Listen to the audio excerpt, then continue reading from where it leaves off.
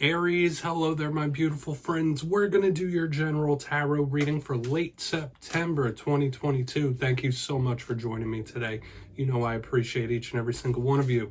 So let's get it started immediately. We're going to get right down to business and start you off with an oracle card here, just so we could dip our toes in the water and see what's going on before we fully get underway for the lovely Aries collective. I hope you're all doing well, my friends. But my guides, talk to me. What do we got for Aries here? And yeah, we're just going to look at this first card real quick. Then we'll get into the full tarot reading itself. And at the very end, I'll pull you a bonus card from the Shadowland Tarot just to see what might be in the shadows or what shadow work you can lean in on, which I always find intriguing. But let's get it going here. What's up with Aries, please? And thank you, my gods. Nice quick for us, please. All right, cool. Our wish is confirmed. Okay, so we do have this very imaginative, thought-based, etheric type of card. I absolutely love it when it shows up, but there are a few different layers here because it can speak of an active imagination and mind, but there's other layers. Now, before we start peeling that back, if you're new here, I'll be speaking about the September subscriber surprise towards the end, so you might want to check that out. Also, if you could kindly illuminate that like button by tapping its third eye, you know I'd greatly appreciate it, my friends. But let's get into the reading. If you look at the imagery of this card, you see that lovely lady. She's under the umbrella. This card does come out often for a lot of different signs. It's very water sign type of energy to me. So it's etheric. If you just look at the imagery there, it's very airy and thought-based. So in this time, you might have a lot on your mind. You might be thinking, you might be daydreaming a little more than usual, or all creative pursuits can be favored, okay? All sorts of artistic expression, whatever it might be, could be something you might want to throw your energy into. However, another little layer to this card does speak about the dream state or rest. So make sure you're getting proper rest and relaxation. You might be having very interesting, vivid dreams when this card shows up. So we'll see how that links into the reading. We'll put our little friend right there, and we're going to get into tarot. I'm going to get you 3 in the upright, then we'll get the intuitive, juicy stuff. We're using the lovely Vice Versa Tarot. Been having a blast with these cards the past few weeks. So my guys, talk to me. What do we got for Aries? Now, last week's reading, and I always like to say that I try to keep the titles as simple as possible for the readings. It was titled Big Ending Incoming, and that could be various different things, whether it's interpersonal relationships, whether it's different cycles, different thought processes. I was seeing little completions, okay? I do believe there was a 10 of Swords in there as well, so that energy might still persist, so keep your head on a swivel. And even the week before that, it's like we've had a few choppy types of energies. So we're going to see what we have this week. As I always say, only take this how it hits for you because it could be the energy of other people showing up as well. But let's get these first 3 out. You know how it goes. Oh, we're starting off nice with our good friend, the King of Cups, a.k.a. Kyle of Cups without the beard, showing up here in position number 1. So we could be talking about water signs, the realm of emotion. I like when that card shows up. Remember I said with the Oracle card, it is very much water sign type of energy. Judgment in position number 2. This is a huge action-based type of card.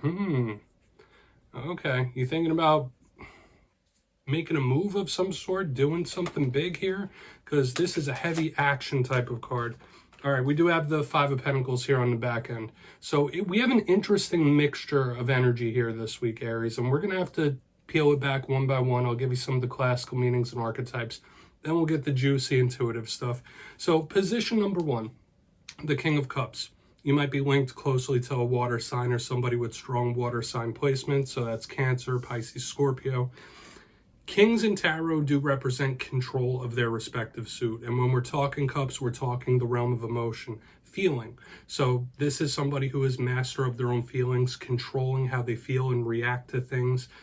When the King shows up, it is that creative energy that we were speaking about a little earlier, that artistic energy. This is super smooth. It's usually very good, depending what shows up underneath it. The King of Cups can also represent love situations and romance. So maybe some of you have that type of stuff on your mind in this time. It could be taking up a place of prevalence. So we'll see what that's about as we keep pressing forward, okay? But I do feel like it has little links to this Oracle card we were seeing in the very beginning. Okay, that watery type of energy. Now, moving to the center, we have something that is unlike the other 2 energies completely. We have Judgment, one of the most powerful major arcana in the whole entire deck. Now, I'll just list off some of the things it could represent. It is Plutonian transformative change-based energy. And when I was seeing cycles possibly ending, Judgment is one of the cards of that. Now, it can speak about making literal judgments, literal decisions, okay? But to me, I think of this as heavy action, big moves. This is also one of the cards of karma. It is also angelic. So there's a lot of different layers here. It could just represent either karmic cycles or karma in general. So we want to see what that's about. Very powerful energy, okay? Moving to the back end, we have the one card that is kind of sticking out. I mean, Judgment does stick out, but we have the Five of Pentacles. Not really the best energy. Now, all cards do have that duality, right? A little positive, a little negative. This card does skew a little bit towards that rough type of energy. There might be someone you're linked to that is feeling a little bit lonely. Okay, separated from a group. This could represent abandonment issues. This could represent money issues. So this is something we really want to take a closer look at, because it could be some sort of issue or problem, and we want to try to fine-tune the message and see what this could be about. And like I said, it doesn't have to be you. Okay, it could just be somebody that needs a little tender, warm TLC type of energy. But we're going to put that down. I think we're going to dive deeper on all this right now, Aries. So let's do that. We're going to jump in and clarify. Okay, let's get a good shuffle here for you, my friends, and see what's going on for the Aries collective. My guides, talk to me. And yes, this is where I go intuitive with the message, which means I just tell you how it feels to me. So feel free to do further research or rely on your base knowledge of tarot. Because as you know, every single reading is about the reader's interpretation, and I'm just giving you mine. Let's go in on this King of Cups, see what he is about. And please feel free to play along if you read tarot yourself. That's why this box is here. Okay, if you have any messages that you want to give to Aries, you could drop it down in the comments. I don't mind. All right, King of Cups time. What's he about? I mean, it could even just represent your emotional state, somebody else's yeah, this is somebody that could be a little bit of a wreck, or extremely high-strung or nervous, okay? And this is an energy that I've been seeing cutting through. I think I saw this for you like 3 or 4 weeks ago, possibly. The Nine of Swords is somebody that is very much uptight, very much on edge, especially if you're linked to a water sign here. It could represent somebody that's having trouble sleeping at night, nightmares, paranormal. So there's a lot of themes here. But I'm catching somebody who might be a bit of an emotional wreck that you're connected to. If not emotional wreck, they're very volatile emotionally. Big swings between happy, sad, back, forth, stop, go. So I'm catching quite a bit of volatility here. I really want to see how it plays out throughout the rest. But someone could literally be in their feelings. I remember 3 weeks ago we had a reading for you that was titled They Are Mad. This isn't quite someone steaming or angry. They're very much stressed and nervous here, or emotionally volatile. And I'm just going to leave it at that. Okay, specifically if you're connected to a water sign, or it could even be a love interest as well. Let's keep moving. I don't want to really like over talk it or give messages that I'm not feeling strongly. So we're going to move over and see what's going on here. Hopefully you're okay emotionally. So let's see what's up here with Judgment. We're just going to keep it moving. And of course, I love hearing everybody else's interpretations and feelings of the cards. Yeah, it might be time to just let something go here. We have the Eight of Swords in reverse underneath the Judgment card. Yeah, time to take an action, make a big move. If there's something in your life that you feel isn't serving you, or you know is no longer serving you, with the Eight of Swords in reverse, that is like somebody asking or wanting for freedom of some kind. Okay, so when I see it under Judgment, yeah. I mean, it could also represent some sort of new karmic cycle coming in for you. So this could absolutely represent karmic cycles, especially with what we had last week. But it might be time to let something go, okay? Whether it's something you're feeling within yourself, an individual, a situation, you know better than me. If there's something you've been clinging on to, holding on to, that might not be doing you any good. Aside from that, though, this is a huge call to action from Spirit, saying like, all right, it's go time, or something's about to kick into gear. Because the Eight of Swords in reverse to me is a huge card of something being liberated and free. Okay, so maybe you're wanting some sort of freedom. We're going to keep moving here. Interesting stuff, okay? And remember, I always say it could be other people's energies showing up here.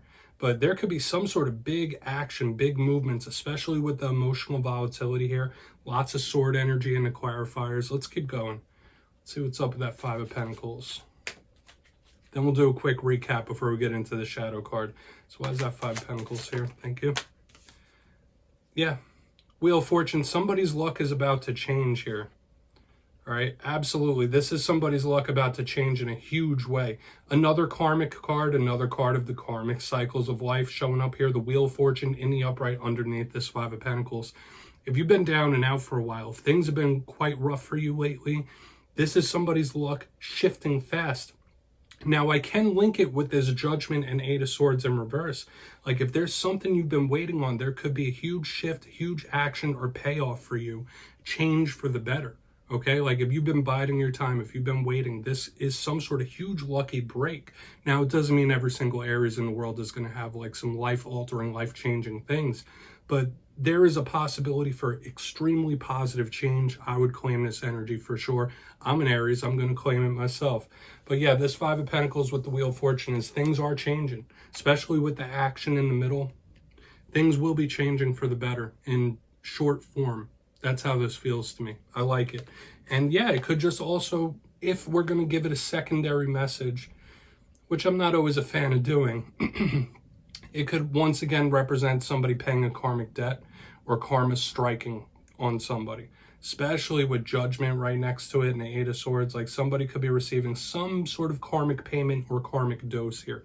It could be striking big, but I feel like that's more positive than negative for the Aries collective. Let's go through and do a quick recap before we get into the shadow card. If you kindly look in the box, in position number 1, we have the King of Cups, aka Kyle of Cups without the beard, clarified by the Nine of Swords in the upright. Oh no, we don't like that.